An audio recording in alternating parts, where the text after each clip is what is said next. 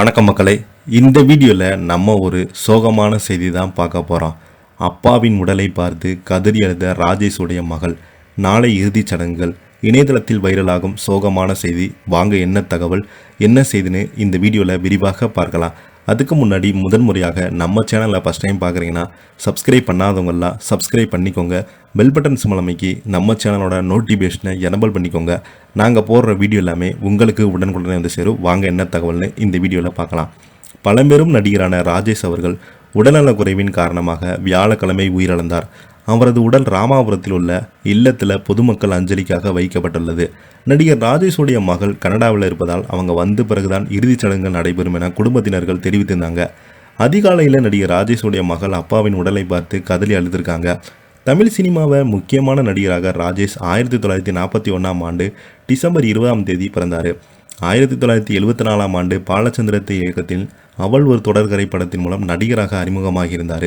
அதன் பின்பு கன்னி பருவத்திலே படத்தின் கதாநாயகனாக அறிமுகமானார் ராஜேஷ் அவர்கள். அந்த படத்தை தொடர்ந்து அந்த 7 நாட்கள், தாய் வீடு, சிறை, சத்யா, ஜெய்ஹிந்த், நேருக்கு நேரு, தீனா, ரமணா, விருமாண்டி, தர்மதுரை, சர்க்கார் என 150க்கும் மேற்பட்ட திரைப்படங்களில் நடிச்சிருக்கிறாரு. அந்த 7 நாட்கள் படத்தில் அவரது நடிப்பு இப்போது வரையும் நினைவு கூர்ந்து ரசிகர்கள் கொண்டாடிட்டு வராங்க. திரைப்படங்களில் மட்டுமல்லாமல் ஜி தமிழ் கோள் தொலைக்காட்சியில் ஒளிபரப்பான கார்த்திகை தீரம் முதல் பாகத்தில் தீபாவின் தந்தையாக நடித்திருப்பாங்க. ராமாபுரத்தில் உள்ள அவர் வீட்டில் வசித்து வந்த அவருக்கு வியாழக்கிழமை காலையில் உடல்நலம் பாதிக்கப்பட்டிருந்தது. இதையடுத்து அவரை அருகில் இருந்த மருத்துவமனைக்கு அழைத்து சென்று பரிசோதித்த போது இறந்துவிட்டதாக மருத்துவர்கள் தெரிவித்திருக்கிறாங்க. அவருக்கு வயது 75.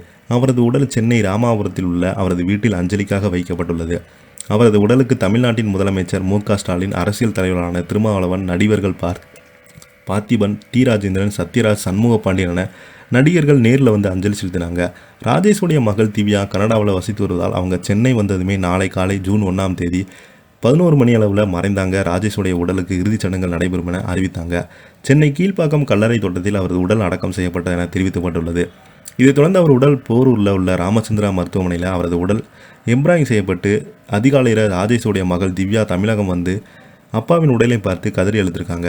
நடிகர் ராஜேஷுடைய பேத்தி மற்றும் பேரன் என அனைவருமே தாத்தாவை பார்த்து கதறி அழுத்திருக்கிறாங்க. நடிகர் ராஜேஷ் சொந்தக்காரரான பொண்ணான ஜோன் ஜில்வியா 1983ஆம் ஆண்டு திருமணம் செய்து கொண்டார். ராஜேஷுடைய மனைவி ஜோன் ஜில்வியா தனது 49 வயதில் மாரடைப்பால் 2012ஆம் ஆண்டு உயிரிழந்தாங்க. இவங்களுக்கு திவ்யா என்ற மகளும் தீபக் என்ற மகனும் இருக்காங்க. இதில் மகன் தீபக் ராஜேஷ் பயணங்கள் தொடர்கின்றன என்ற ஒரு படத்தில் கதாநாயகனாக நடித்திருக்கிறார். ராஜேஷுடைய திடீர் மறைவு திரையுலகை அதிர்ச்சியில் ஆழ்த்தியுள்ள நிலையில் பலருமே அவருக்காக இரங்கல் தெரிவித்து வருகிறாங்க. இதை பற்றி நீங்கள் என்ன கீழே உள்ள கமெண்ட் பாக்ஸில் மறக்காமல் பதிவிடுங்க.